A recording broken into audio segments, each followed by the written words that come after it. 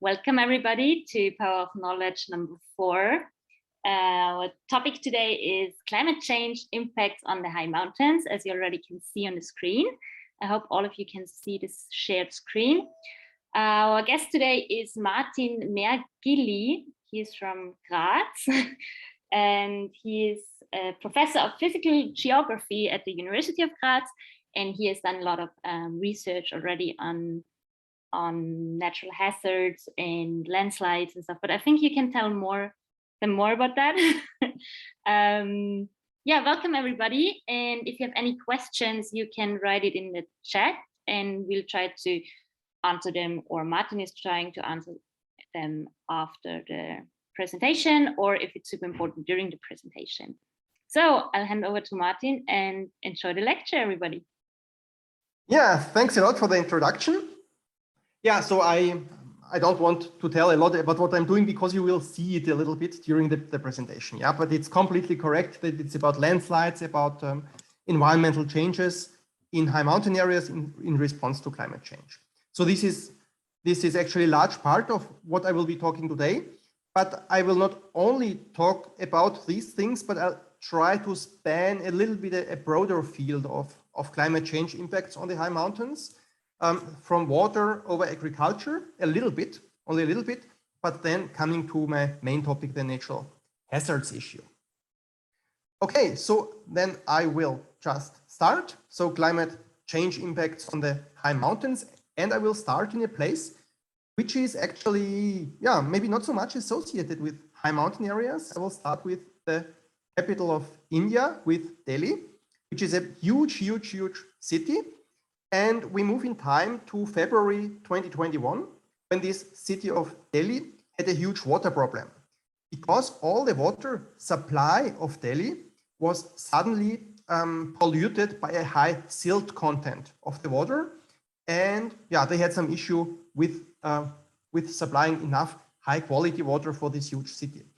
Now the question is, of course, where does this water for Delhi come from?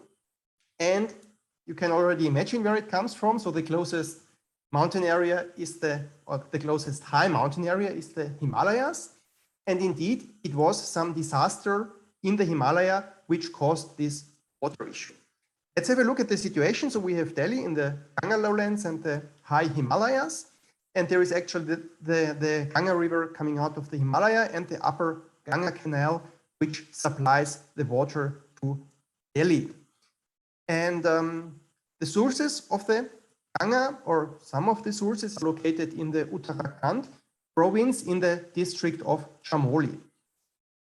What had happened there? So here we can see some 3D visualization of this Chamoli area, where the whitish color already shows that there is a lot of snow and glaciarized areas being the source of this water. And usually some very clean water is provided from there, from the glacier melt, from the snow melt, and also precipitation. So I will now start an animation which I hope that displays properly also through the web. What had happened in this situation is that on one of these permafrost and glaciarized slope, a huge landslide developed, which evolved into a rock avalanche and then into a very powerful debris flow and flooding, which had impacts on different spatial scales and also different time scales. So first of all, it was really disastrous in the immediate vicinity of this event. So it destroyed 2 hydropower projects with approximately 200 people killed due to this event. And then all or much of the finer material mobilized through this event moved down much of the Ganga river on the one hand to Delhi, but it was also traced further down all the way to the Ganga Delta, thousands of kilometers away. And this shows this very strong coupling between high mountain areas and the lowlands. And this is something which is, of course, of high importance when it comes to climate changes in mountain areas. So this specific event, in this case, it's not really clear how much was the influence of climate change. So there might have been some, but it's not completely clear. But in principle, melting of glaciers, for example, change of snow cover patterns affects really much the seasonality, particularly of the water supply.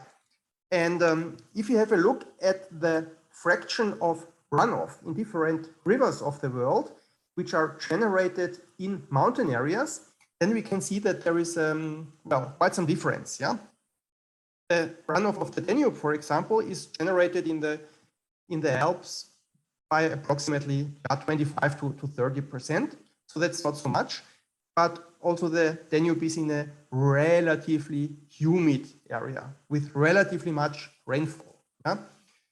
And other rivers have a little bit higher proportion of runoff generated in mountain areas, like Po or Mekong, Columbia River, Ebro, but still with some values around 50% or so, or even more. It becomes really interesting when you come to the really arid areas, like for example in Southern Asia, the Indus, for example, Pakistan generates almost 80% of its runoff mainly in the Karakoram Mountains.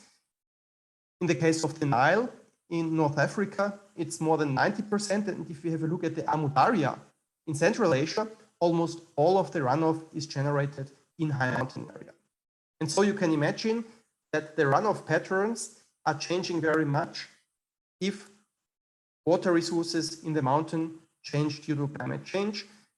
As, for example, runoff is generated in many cases then immediately instead of being stored in snow or ice. And so especially the seasonality changes and irrigation practices which have been followed since hundreds or even thousands of years in some areas are questions and have to be adapted, which might be quite a big challenge to the people. Yeah? And this also concerns big cities, of course. So this is just a small part of the city of Lima, capital of Peru. And you can see a rather small and unspectacular river flowing through the middle of this photo. This is Rio Rimac. And this Rio Rimac, coming out of the Andes, is responsible, so to say, for the majority actually of the water and energy supply for Lima. In this situation, it's rather low water. It's the dry season. In the rainy season, it's a little bit more water, but it should just show which high importance these water resources from the mountains have also for the big cities. Not only for the cities, but also, of course, for irrigation in agriculture. So also here, so this is also an example from Peru. Some glaciarized peak, the Nevado Huantoy in the Cordillera Blanca. And also here, of course, we can imagine that glacier recession influences very much the supply and seasonality of the water, which is used in this area for irrigation and also for other purposes. But moving over from the water topic to the agriculture topic, yeah. We also have to consider actually the huge altitudinal elevational range such high mountain areas provide, enabling to cultivate a broad variety of products. So the elevational belts of the Andean mountains is a concept which has already been introduced by Alexander from Humboldt and is also applicable to various other mountain ranges. And this is an integral part of the culture of, for example, the Andean people. And also these patterns of altitudinal belts of vegetation and particularly the land use, also they are changing with climate change. In this context, we did some small studies some years ago in the Colombian Andes, in the biosphere reserve Cinturón Andino in southern Colombia. And what we did is that we were visiting together with students, this was within a student excursion, 10 small farms, and did detailed interviews with the farmers there. Yeah? And the main question was, which changes did these farmers perceive in the last years and decades with regard to the impacts of climate change on their life? If you're more interested in it, there's publication about it, but I will now summarize only the main results. So one thing they perceived, weather is harder to predict than before. So weather patterns are not so easily predictable anymore. Rain is more concentrated in time, so higher rainfall magnitude with the consequence of occurrence of landslides. The seasons are different from before. Rainy season and dry season are not so clearly structured and taking place as before. There is some change. Also some positive effects. Bananas and in this picture coffee can be cultivated at higher elevation. Also some benefit of climate change. But on the other hand, also parasites are an increasing problem for the crops. So those are perceived changes of farmers in the tropical Andes. And what is now interesting is that a little bit earlier, just a few years earlier, a comparable study was done in the Pamir Mountains of Tajikistan and Afghanistan with completely different socioeconomic and also natural conditions. But also here, the key question of the study, which changes were perceived in the last years and decades with regard to climate change impact. If we now compare the results for the Colombian Andes and the Pamir, first of all, we see that in the Pamir, people noticed that crops would be more severely affected by parasites, which fits quite well to what was perceived in the tropical Andes. Weather would be harder to predict in the Pamir, same as in Colombia. There would be more precipitation in spring, which would lead to damages to buildings. This could be compared to what are differences in the seasonality of precipitation as it was perceived in Colombia. Then people noticed in the Pamir that wheat could be grown at higher elevation. So also here, of course, we have a different product because we have a very different climate, but we have the effect that the elevational belts are moving upwards, also in the Pamir.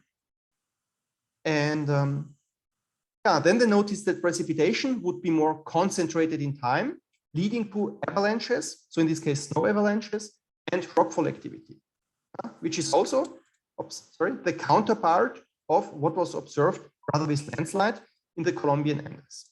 And the only thing people in the Pamir observed, which people in the Colombian Andes did not observe, was higher runoff and flooding, and therefore loss of farmland.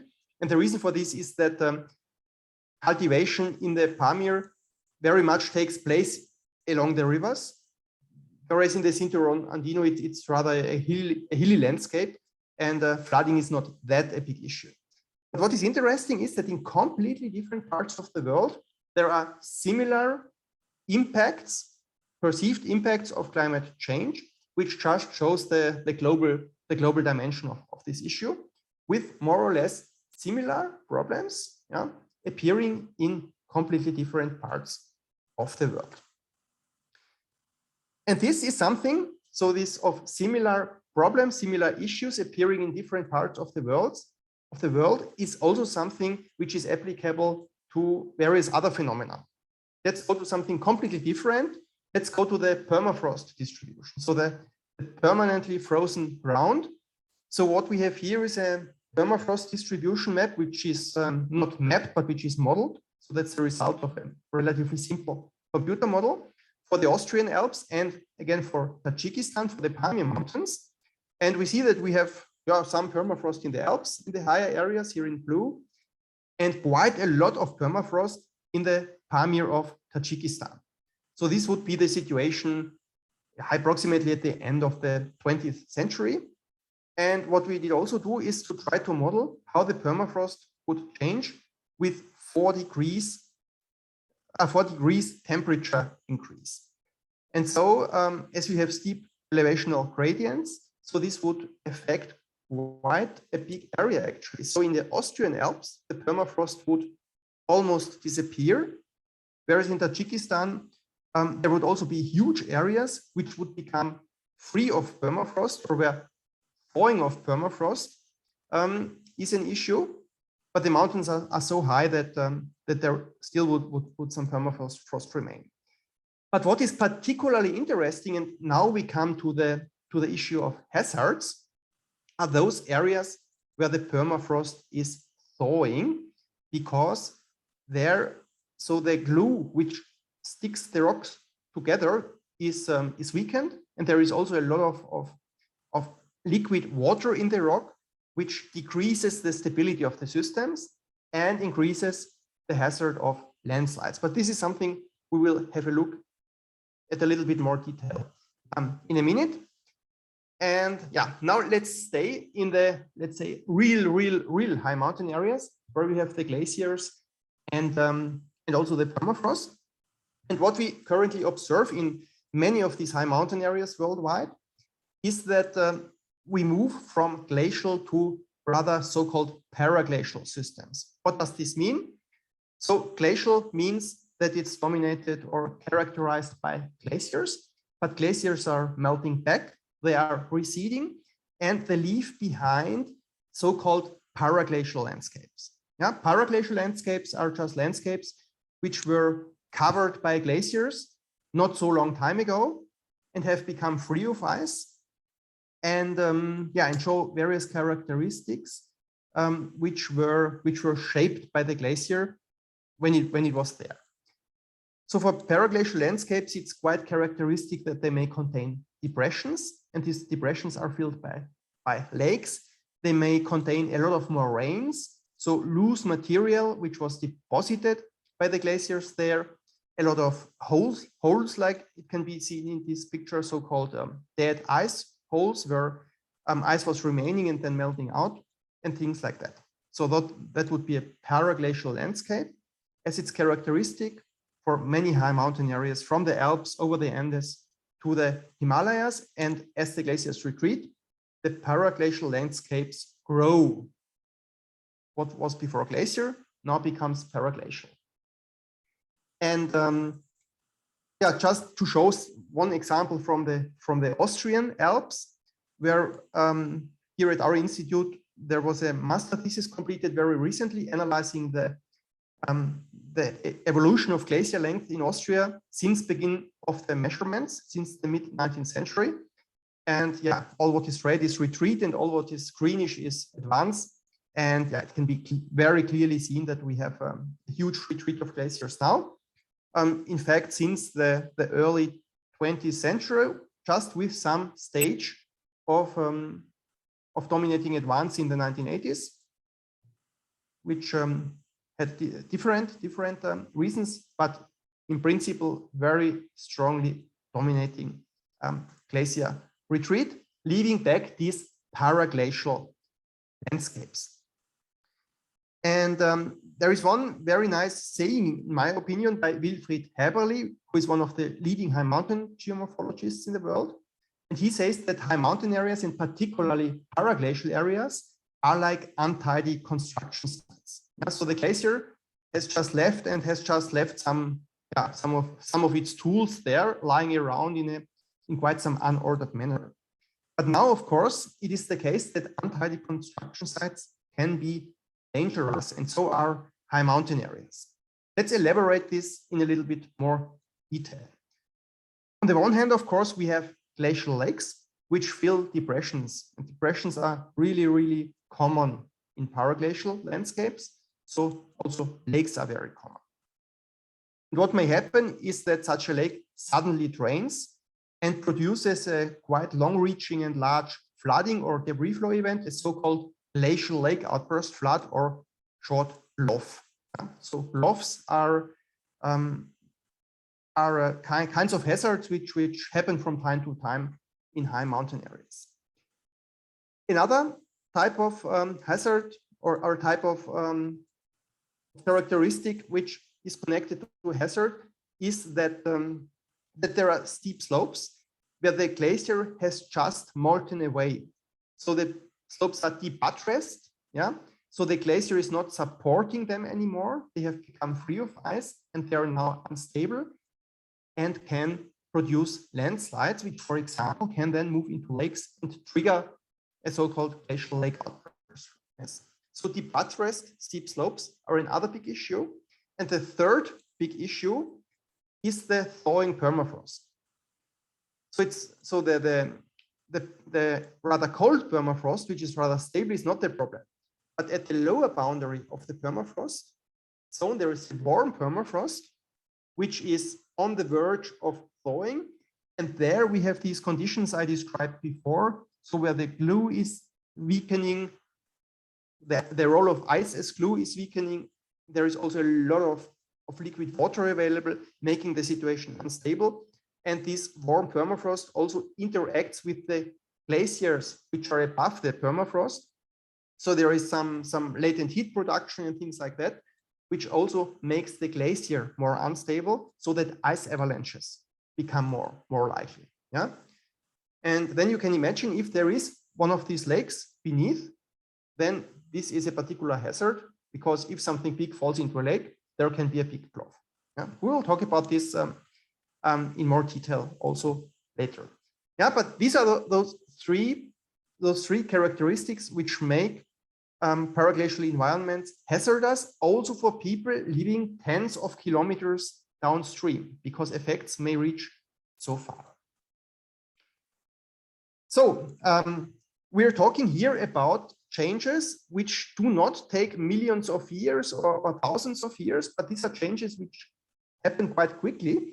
And therefore, for many things, if you only want to observe the surface, we do not need very sophisticated observation methods, but it's enough if we do comparisons of photos, for example. Do you know what is the source of this photo? Some of you might know. I have a look at the chat now, so you can write in the chat.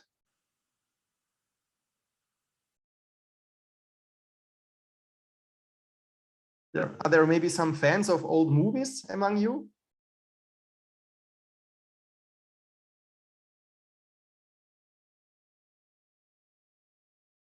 If you have a little bit of time.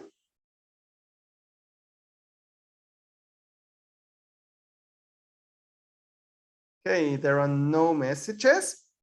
Ah, there is. Yeah, it's in Switzerland. Ah, James Bond, exactly. So that's James Bond. Which James Bond movie?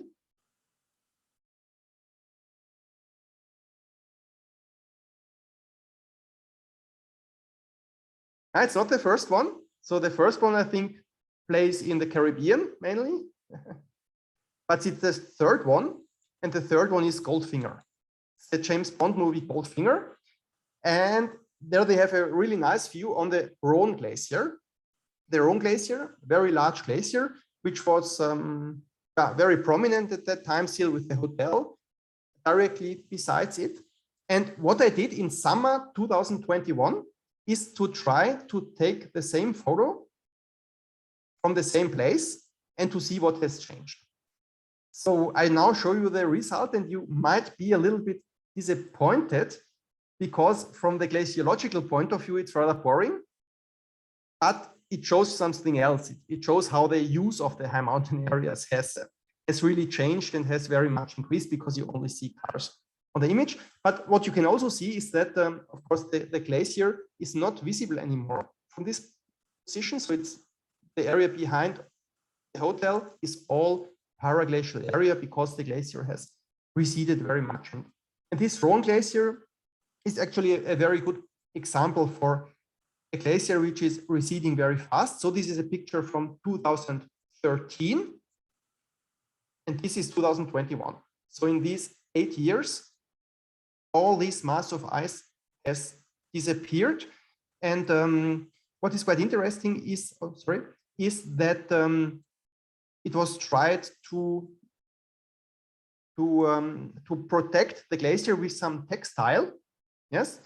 And also this textile also always had to be adapted according to the retreat of the glacier. And this is done to allow tourists going into the glacier and see the ice from inside. But of course, it is useful to protect a little bit the ice, but of course, on the broad term, it doesn't really help a lot to stop glacier retreat. Yeah, what can nicely be seen here is this classical example of glacier retreat, and at the same time, the growth of a glacial lake in the foreground, in the forefield of the glacier. And there are various examples for that. And what is also sometimes quite interesting is to do some investigation with time-lapse photography. So this is the Gepatsch Glacier in Tyrol. It's one of the largest glaciers in Austria. And this one is also retreating very rapidly. And what we did was to install an automatic camera, which in the front, which took various photos a day. And we installed it in July 2020, and then let it run for 2 summers, July, August, September, 2020 and 2021. And I'll just show you what happened in this time. So you can see a really, really clear and rapid retreat during the summer seasons, which could by far not be replaced during the winter, so that the mass of ice is getting smaller and smaller. So last week we have installed the cameras again, and we are very curious how long this tongue part of the glacier will still be there and when it will have disappeared. So this is the extent of the glacier in July 2020. So huge loss of ice, even within these 2 summers. And then I was talking about that those debuttressing effects, that when the glacier melts away, that the adjacent slopes get destabilized, because the abutment is missing. And this is also something that can be seen if we just look from approximately the same position as here in the other direction to the side walls, where also the glacier had been short time before. And here you have to look a little bit in more detail to see things. But if you look in detail, you see that a lot is happening. So parts of this debris are moving slowly. There is some erosion going on. So nothing spectacular, but the landscape here is moving slowly. Yes. But it's also possible, yes, that there are rather rapid and catastrophic rock slides in the forefield of glaciers due to these debuttressing effects. But in this case, not. In this case, it's rather slower movements. Even better visible in this example from the southern Patagonian Andes, where I took this photo of Laguna Torre in 2006. And on the slope on the left side here in the picture, there is some beginning landslide, let's say, on the slope above the retreating glacier. And when you have a look at the scene 10 years later, here, then you see that this portion of the slope, including those bands of vegetation you can nicely see, have moved downwards. Also, this was not a spectacular process, nothing rapid. So maybe some tens of meters downward movement in 10 years. But also this is an effect of the missing abutment, so the debuttressing effect due to the retreating glacier. And in 2018, I was there again. So there was also a little bit of movement of this landslide, but not too much anymore. Of course, on this picture, you can also see many, many other things like the recession of the glacier, also the change of the debris-covered right part of the glacier, the formation of new ponds, the increase of the lake size, and things like that. So it would not take too much time to analyze this picture in detail, but a lot of things typically connected with glacier retreat can be seen here. Yeah, maybe one other example of such a time series of photos which reveal so much information is the still largest glacier of Austria, the Pasterze in Carinthia with the Großglockner, the highest mountain of Austria, here shown in 2008 from the Franz-Josefs-Höhe, and here in 2020. So 12 years, also a lot of ice disappeared, and again, a very typical situation, a glacial lake appeared in the front of the Pasterze glacier. And this glacial lake issue is quite a big issue in high mountain research nowadays, on which I will focus a little bit more now. Yeah? So in 2013, we did a quite detailed glacial lake study in the Pamir of Tajikistan, and discovered about 1,600 high mountain lakes on an area which has approximately the size of Austria. Yeah? And all those lakes which are shown here in green are a little bit older. So some of them existing probably since the end of the last ice age. But all those lakes which are shown in mainly in blue are relatively young glacial lakes, which have formed in the last 150 years, and some of which are much younger and have just formed within in the last few decades. And some of these lakes are dangerous and can produce outburst floods. Yeah? And the Pamir of Tajikistan is only one of many examples. So also in other high mountain areas, there have been a lot of studies on glacial lakes. So this is an example of a paper on the Cordillera Blanca in Peru, where in a 2016 study, 882 glacial lakes were found in a much smaller area. Yeah, very high concentration of glacial lakes. And these glacial lakes, they can look very differently, so they can form very differently. So a very typical case is the proglacial lake. You can see here in the upper left portion of this slide, so which forms as shown in the examples before, just in front of the retreating glaciers. But there are also other types. There are lateral glacial lakes, like this example on the upper right side from the Himalayas, which is on the side of the moraine. There are also glacier dammed lakes, which form besides advancing or surging glaciers, and there are also supraglacial lakes, so lakes which are above the glacier. And what is actually almost the most dangerous are the lakes which are forming in the glacier or even beneath the glacier because they can't be seen. Yeah? So there might be huge water pockets in or beneath glaciers, but they are not known because it's a little bit more difficult to detect them. So different types of glacial lake all around the world, and there have been various models developed in order to classify these lakes and to put them into a system to evaluate how hazardous they can be, how susceptible they are to outburst floods in response to glacier retreat, to contact with calving glaciers, and to other factors. So in general, there are 3 stages of lake development distinguished. Phase 1 is some kind of initial stage when the glacier is still in contact with the lake. So glacier retreating, lake growing.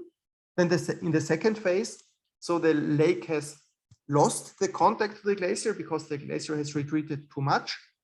But there is still the glacier in the upper catchment.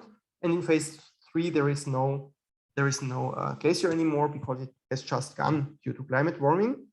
And many of the glaciers in the high mountain areas nowadays are somewhere at somewhere in phase 1 until phase 2, and some even in phase 3. So there is a very broad range of lakes which are found worldwide. Yeah, this lake growth can be very nicely documented through satellite imagery or also orthophotos, as long as the lakes are at the surface and are not within or beneath the glacier. So these are 2 relatively similar lakes, again in the Pamir of Tajikistan, which have appeared at the end of the 1960s. So first images available 1968. So this was actually American spy imagery, over Soviet Union at that time, which has been made publicly accessible in the 1990s. Really high quality and high spatial resolution. And the newer images are Landsat and Aster.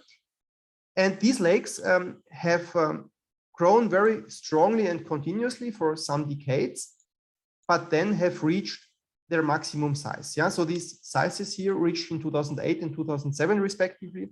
They did not change so much anymore afterwards because the glacier has further retreated, but the depression which was formed by the retreat of the glacier had already been filled, and the glacier and the lake could not grow anymore.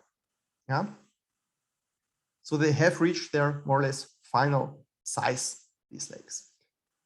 We don't have to go all the way to the Pamir of Tajikistan to see growing lakes. This also happens in Austria, or has happened in Austria. So this is a lake in the Kaunertal Valley in Tyrol, which has appeared in 1954 as a very, very small pond, and then also continuously grown until more or less the beginning of the 21st century, when the glacier has then retreated over a very, very steep rock swell. And also this lake has reached its final size and cannot grow anymore because it's not anymore in contact with the glacier. So it's already in the stage 2. Yeah, those glacial lakes, they can be dammed by different types of materials. So they can be dammed, for example, by ice, but in more common cases, they are dammed by moraines. So this would be a typical moraine dammed lake. So this would be the material deposited by the glacier. So the end moraine, terminal moraine, and the lateral moraines on the side, which form the depression, keeping that lake. So moraine dammed lakes very common, but it might also happen that it's just a depression in the bedrock that the lake forms. So there are different possibilities. So those moraine dammed lakes are usually more dangerous in terms of glacial lake outburst floods, because the water can erode the moraine and therefore form more vigorous outburst floods than bedrock dammed lakes. But of course, if there is a huge piece of rock or ice falling in a bedrock dammed lake, this can produce some kind of impact wave which spills over the dam. So, and even if it does not erode the dam, it still can have very disastrous consequences further downstream. And this already leads us to the topic of glacial lake outburst floods. So an example from the Cordillera Blanca in Peru, Laguna 513 or 513. So some of the lakes are just numbered in that area, which is one of these examples of the stage 2 lakes. It's a bedrock dammed lake. It has formed, of course, in the front of the retreating glacier from Nevado Hualcan, which is more than 6,000 meters high. But as the glacier is now retreating over a steep bedrock swell, the lake is not growing anymore and has reached its final size as it's not anymore in contact with the glacier. But what has happened here in 2010 is that there was an ice avalanche from the upper slope, which is indicated here. This ice avalanche had approximately 500,000 cubic meters, and it fell into the lake. So here we have this situation again in a computer animation from a little bit different perspective. So we have in blue the lake, and in red this starting area, this release area of the ice avalanche. And now let's see what happened. So the ice avalanche impacted the lake. There was a flood wave overtopping the dam and some quite vigorous lake outburst flood, which was reaching 20 kilometers downstream all the way to the populated areas in the valley. So in this case, fortunately, it was not a big disaster. So there were some damages, yes, but the lake outburst flood was not large enough to be a really, really big one, fortunately. Yeah. So material damage, but as far as I know, there were no or very few persons harmed in this event. Why was this the case?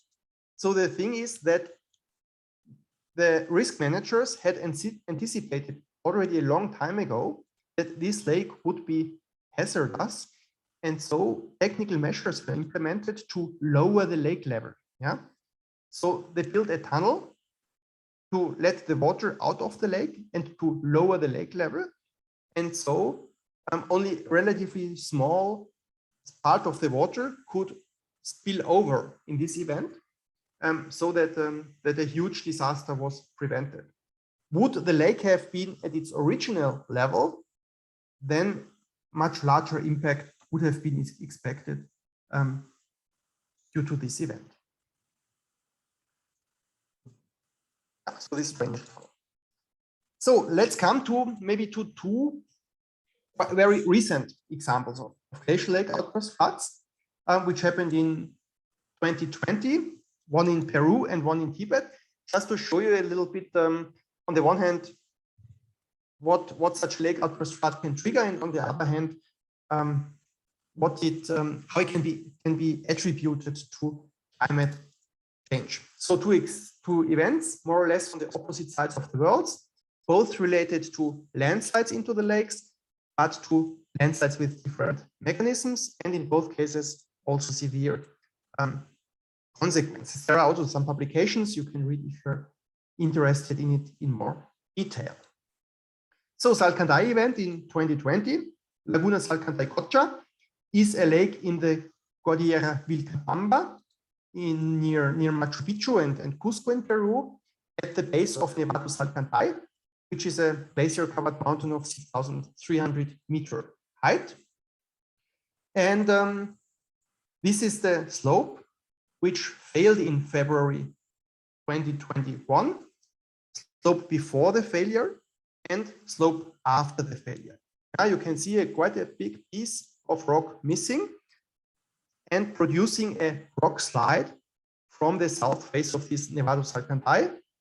And it is speculated, of course it can't be known exactly, but it's speculated that this landslide has to do with the warming permafrost effects I have talked about before. Yeah? That there has been warming permafrost, particularly at this elevation. There, this effect would be expected, which has led to destabilization of the slope and also to failure. So this was not predicted, so nobody had an idea that this event would happen. It was an event of 1 to 2 million cubic meters, 90% rock, 10% ice, and it evolved into a rock ice avalanche which impacted Laguna Salcantay-Cocha. It was not the first event in that area, but the first one was much smaller and had no real impact. But this one now had an impact, so it impacted the lake and then developed a very, very powerful debris flow downstream, which was causing many fatalities in the valley, even tens of kilometers away from the source. This is the lake before the event. This is the lake after the event. So you can very clearly see the traces of the impact and then of overtopping of the moraine, and also the impact directly down the valley. And then the debris flow continued tens of kilometers downstream, as I said. This would be the simulation of the upper part. So we have the initial rock avalanche impacting the lake, and then the debris flow moving downstream. But this simulation only shows the upper part of the valley. So the lower part of the impact area is not shown anymore, because there it was a really, really complex event, which was very, very, very challenging to model. Let's say, it was not a simple flood wave propagating down the river, but there were landslides induced by erosion, which blocked the river, and then as a consequence of these dam break floods, which caused secondary flood waves and things like that. So quite a complex chaining of events, cascading of events, which were then producing the damages downstream. So there are various videos available you can have a look at if you are interested in more detail in this event. What was also quite interesting is the fate of the lake. So the lake itself was not completely emptied, but it emptied afterwards. Interestingly, when the next dry season came, so this was directly after the event, and this was then a little bit later. So water gone, and this is not completely clear why this emptying of the lake afterwards happened, which was not directly related to this event, but probably indirectly.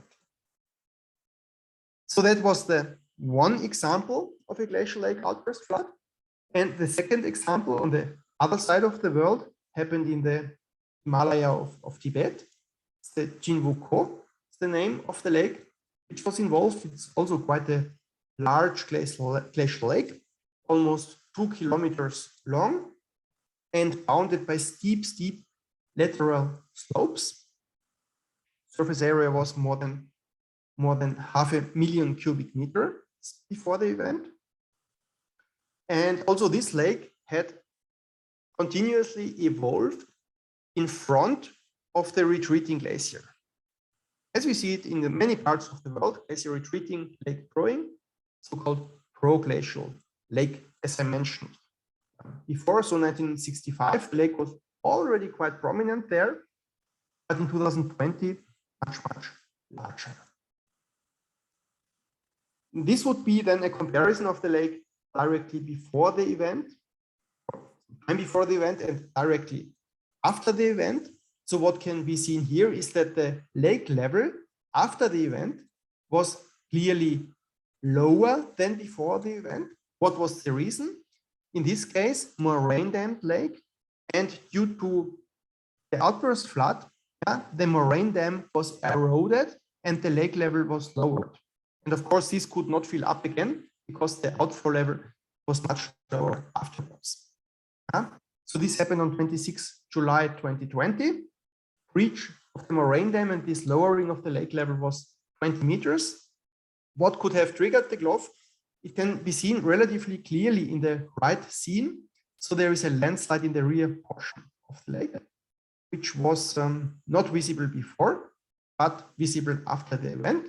And so it's highly likely that it was just this landslide rushing into the lake, causing some kind of impact wave, which then induced overtopping and erosion of the dam.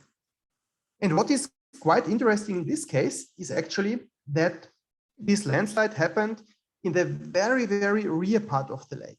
So if the landslide would have happened a few years later, a few years before, it would have hit the glacier and not the lake. And this makes it a very clear consequence of anthropogenic climate change. Because if we assume, and I think we can assume this because that's quite clear from a scientific point of view, the glacier retreat is related to anthropogenic climate change, then also this landslide impact into the lake is. And this attribution of such an event to climate change is something which will become quite important in the concluding chapter of my presentation, which we will come to in a few minutes.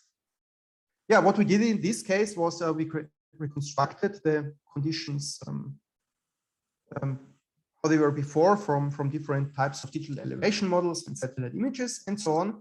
I won't go into the technical details now, and then also tried to reproduce this event due to a computer simulation. So here we have the landslide in red and the lake before the event in blue.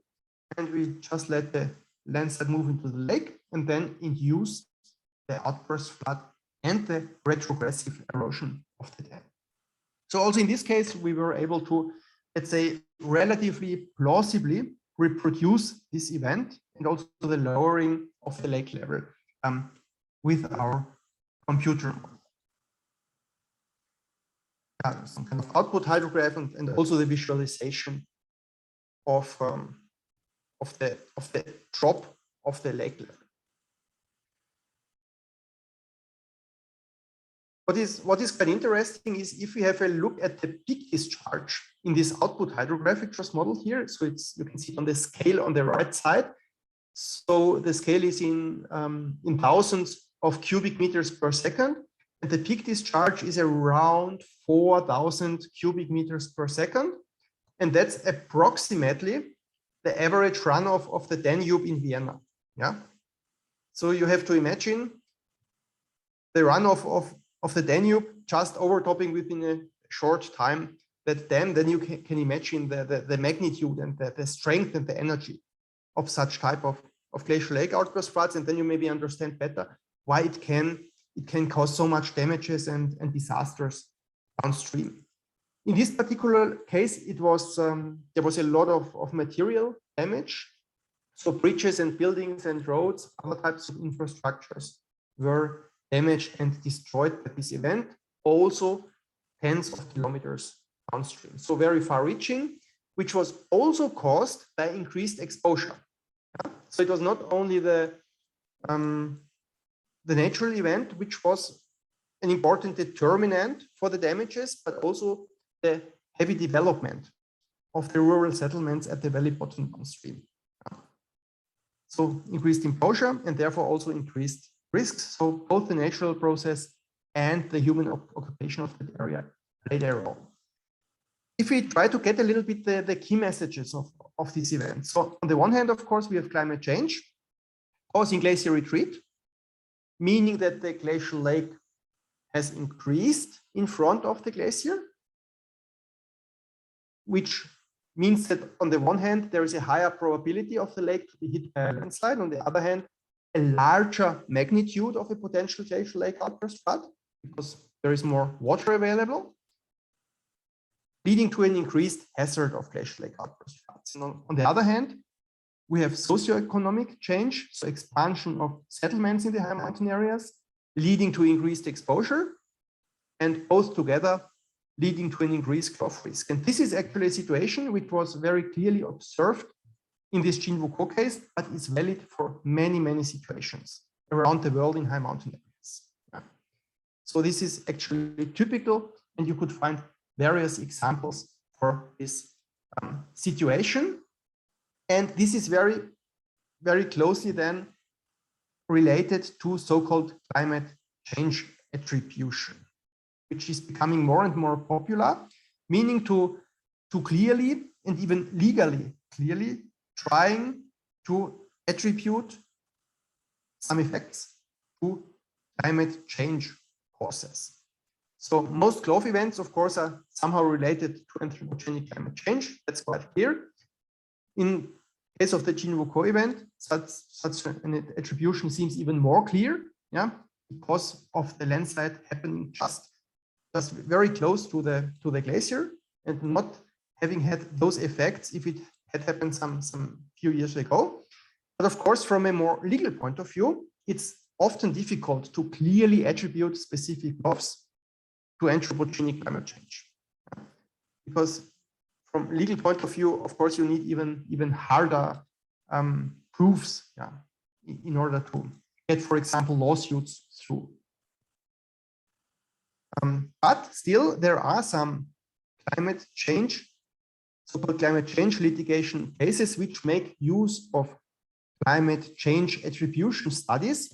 And one of the most interesting of these climate change litigation cases is the Palka-Kocha case. And that's actually a very current case, which has been going on since 2015 concerning Lake Palka-Kocha in the Cordillera Blanca in Peru.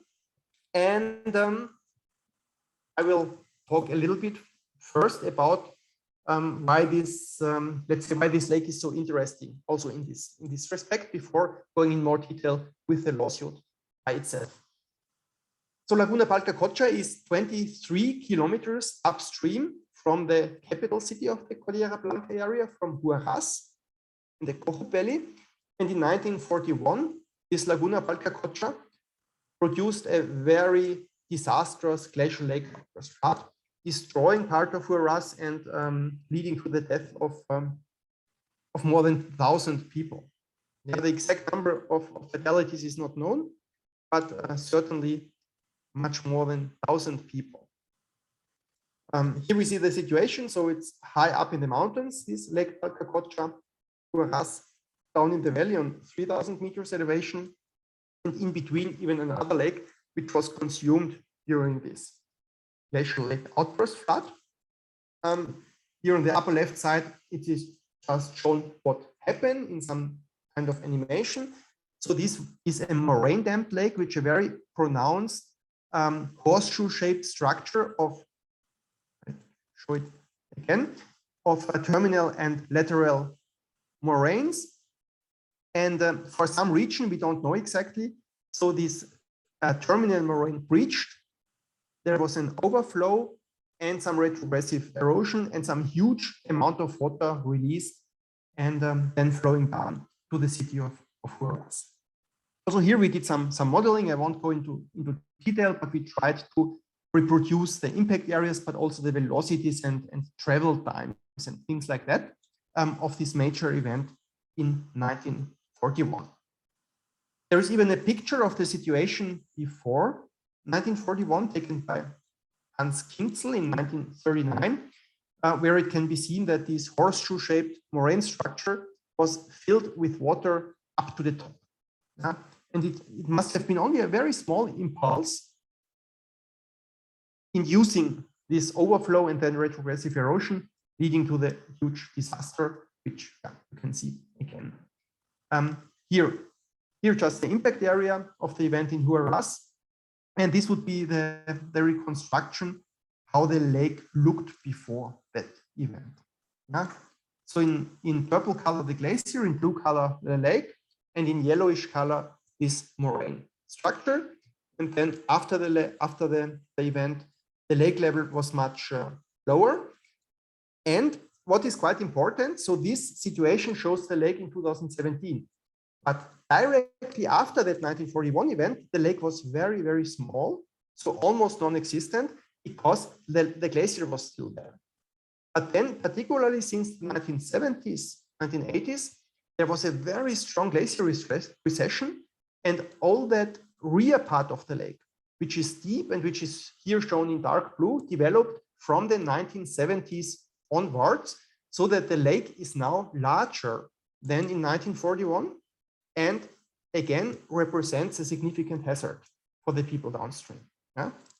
So this is a picture of the situation with the lake as it is now. It's not anymore connected to the glacier. So it's a stage 2 lake. Glacier has already retreated, but upslope, so the back wall. So there are steep hanging glaciers. There are rock walls which are in thawing permafrost conditions. Of course, there are these debuttressing effects, so that we have to consider it as a relatively or quite likely scenario that something large could fall into this lake and produce a big outburst flood again. There have been some technical protection measures taken, like some rock dams which were built and some tubes which are used to lower the lake level, but still this lake represents a very considerable hazard for the people downstream. And this has been taken up in this climate litigation case. So how is the argumentation? So glacial retreat has been caused by climate warming. So I think this should be undisputed. Yes. And due to the glacial retreat, the glacial lake has grown, and houses 20 kilometers downstream in the city of Huaraz are threatened by a GLOF from lake aquaculture. I think also this reasoning is relatively clear.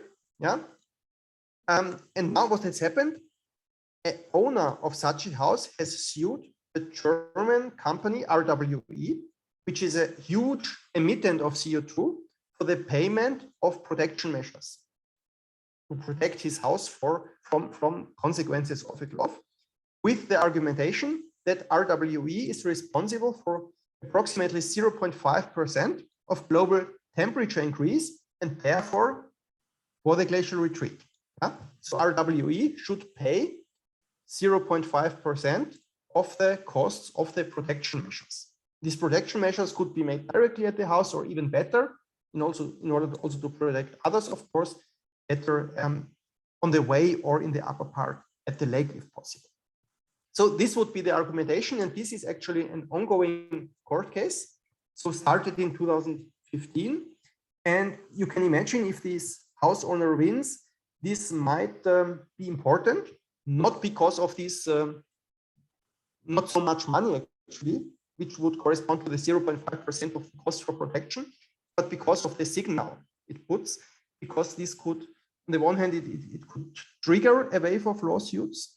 On the other hand, it can make large companies thinking how they can deal with these things and maybe reduce emissions or compensate in some way the damages.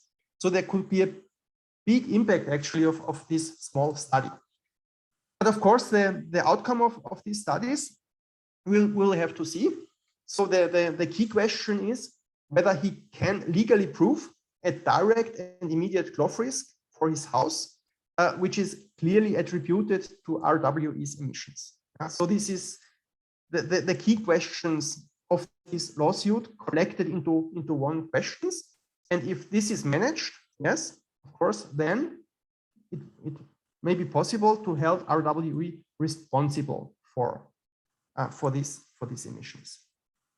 And this is actually a very current case because, and of course there are various scientific articles now related to this issue, which show relatively convincingly, I would say, that this kind of attribution is possible from a scientific point of view. Yeah? So it's lesser the part, or lesser the scientific part, so which seems to be quite clear. It's rather the question: can this scientific knowledge or clearness also be translated to a legal proof? Yeah. And in order to bring a little bit more light into this thing, so actually it was just last week, so that those whole teams, so the judges from the German court and a lot of experts and also both parties, so our RWE and the lawyers of that house owner who is shown here, went up to the Laguna Palcacocha in order to do some measurements, to have a look at the situation. And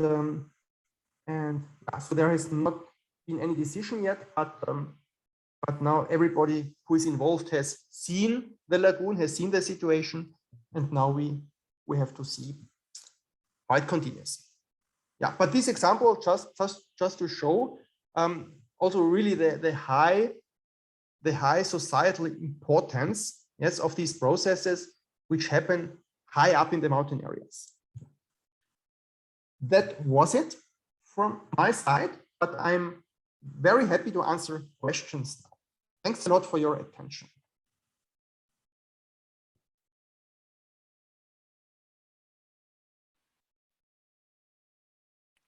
Thank you, Martin. It was super interesting. I definitely learned a lot.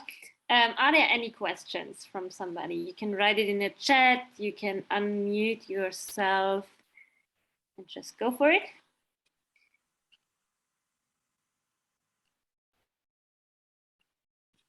There's a chat. Yeah, so there is a question from Moritz. So I just read it. So I suppose it's just a question of time for a glacial lake to dry out. Once the glacier is completely gone, effect of such happenings to the water supply. Yeah, so that's a very good question actually.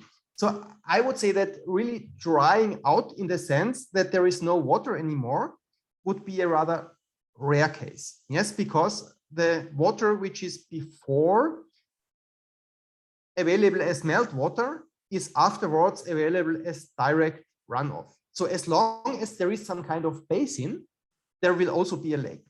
Yeah. So really drying out in the strict sense would be rare, but what can happen is that it's sedimented. And that's actually the fate of most lakes over time, that they get sedimented. Yeah, that there's just so much of material, of sand, of silt, of blocks just put into the lake basin that at some point of view it's filled up and that there is no lake anymore. And this is something which is very characteristic, and this happens within, depending on the sediment supply, this can happen within few years in some cases with smaller lakes, but it can also take thousands of years or even longer.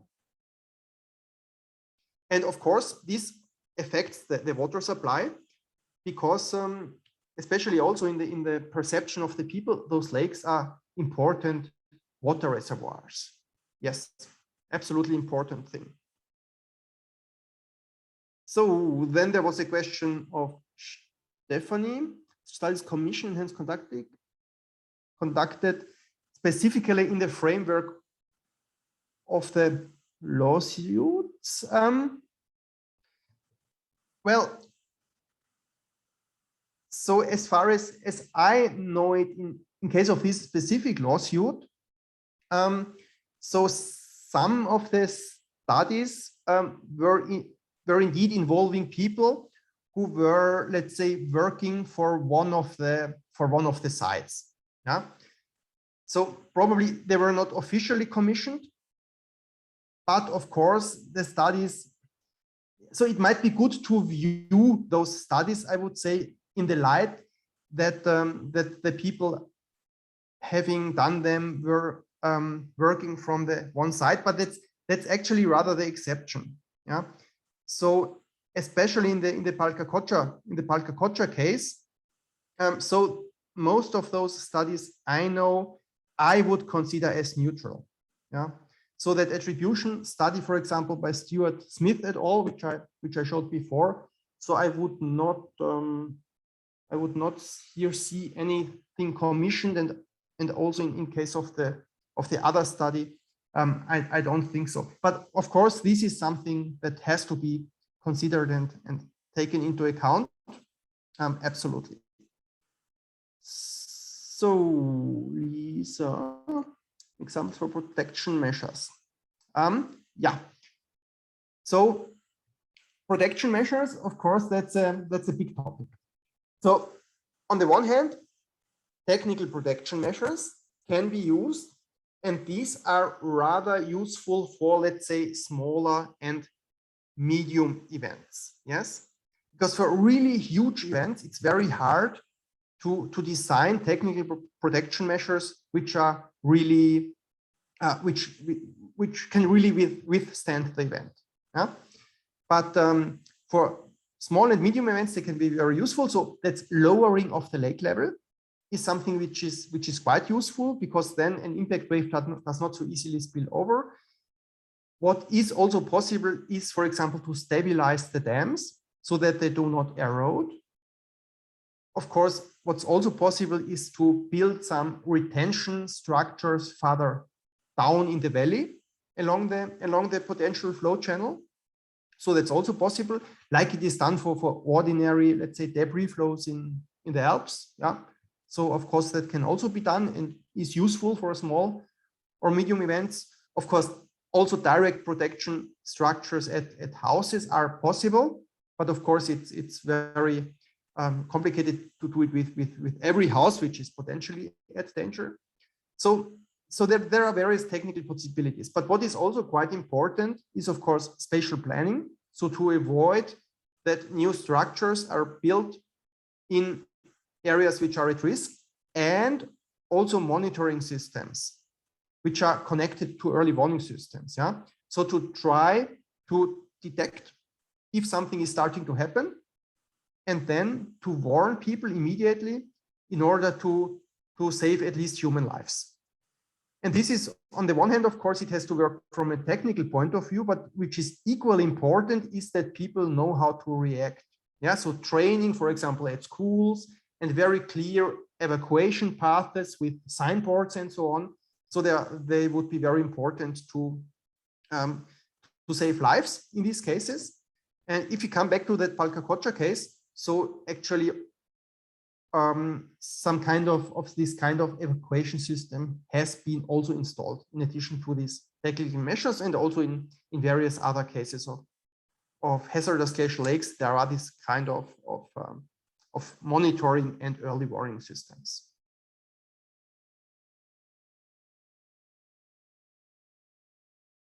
So next point, snowmaking and water supply. I have to say that I'm not at all an expert for snow, but I would say this depends really much on the situation.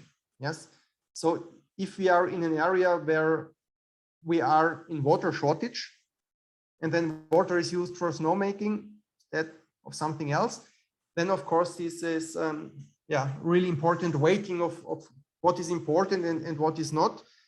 So I think it's very hard to make some general judgment here, because it always depends on the very specific situation. Reaction of tourist industry in Austria. Do you mean with in relation to these high mountain hazards, or related to water issues in general?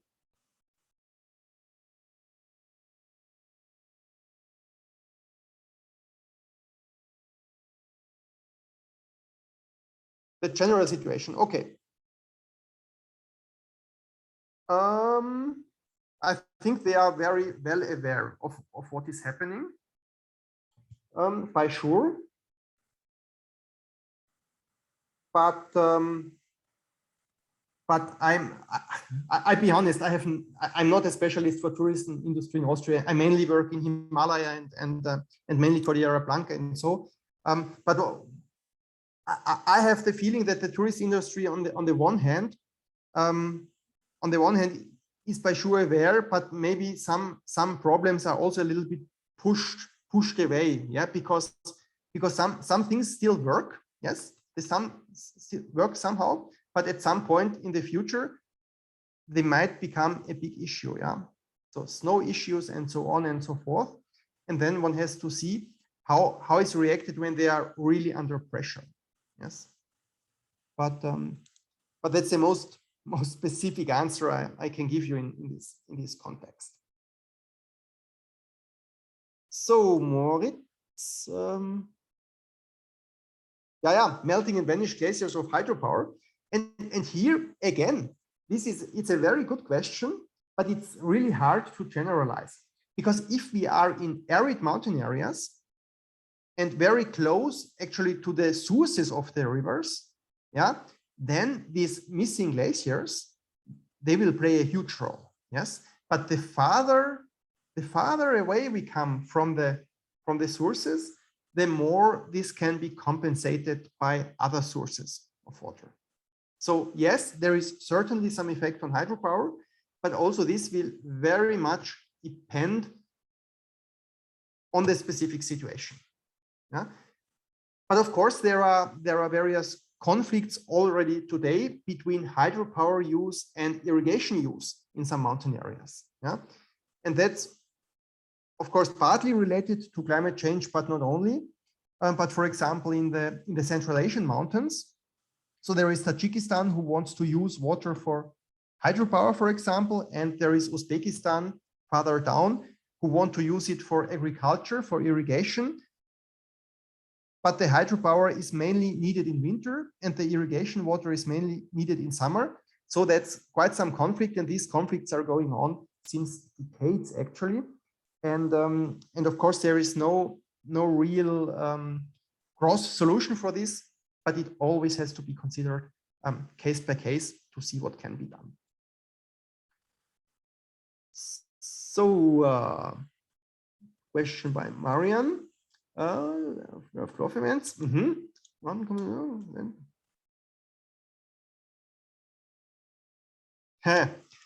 Yeah.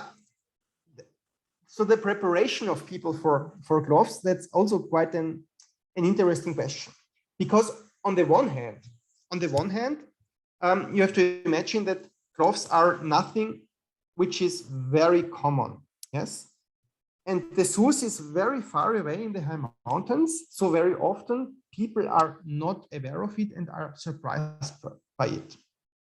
But on the other hand, in other areas, and especially in those areas where GLOFs had already taken place in the past, people are very aware, and sometimes even, I would say, too aware. Because in the Pamir of Tajikistan, yes, where we had worked for some years, approximately 10 years ago, mainly with GLOFs, yes, and there was also a lot of training of people to be prepared for GLOFs. Now they interpret everything as a GLOF. If there is some normal, ordinary debris flow coming down the mountain, so the first suspicion they have is it's a GLOF, yeah? Because they are so much used to the GLOF concept. So, and the same maybe a little bit in Patagonia, because also there it's something which happens from time to time. So that people are aware there what it is and are prepared for it. Or in other areas where maybe nothing so specific had happened in the past, it's still something which is not so fixed in people's minds because it's far away.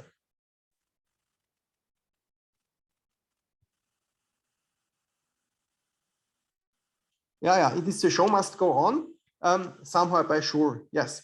But one has to see how this goes in the future. Well, thanks you. You are highly welcome.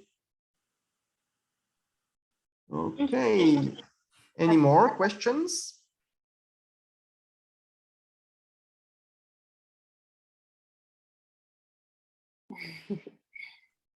If there are no more questions, a huge thank you from my side again. Also, Martin, it was super, super interesting. Highly welcome. Thank you. And for everybody else, we will have more lectures, more power of knowledge lectures in the future. There are no fixed dates yet, but just stay tuned and check your local POW chapters, social media feeds, or POW Europe. And yeah, thanks everybody for joining. Thank you, Martin, and enjoy the rest of your evenings. Bye-bye. Thank you. Ciao.